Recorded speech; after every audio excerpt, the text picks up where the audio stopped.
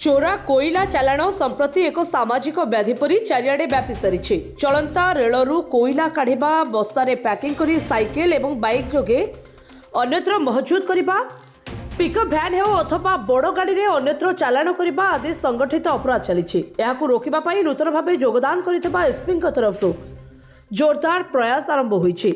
विगत किछि दिन धरी राति अधिया अतर्कित चढ़ाऊ रे चोरा चालाण गाड़ी समेत टन टन चोरा कोईला जबत मध्य करा जायछि।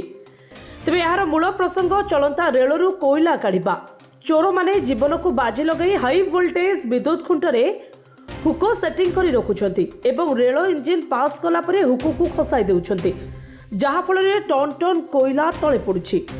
एही हुको उपरे लोलुप दृष्टि रखिछि पुलिस। चेर छड़ा अभियान अर्थात रेल धारणर हुकगुड़ी को हटेले एप्रति अपराध निश्चय भाव कमियो बोली आशा बांधी पुलिस।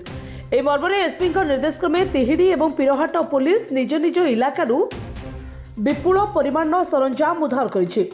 तिहिडी थानाधीन रेलपथरु कोईला कढ़ा हुको बेलचा आदि जबत करिछि। सेपरि पीरहाट थाना पक्षरु सरंजाम जबत करा जायछि। तिहिडीरु संजय दास रिपोर्ट, जेहेवा न्यूज।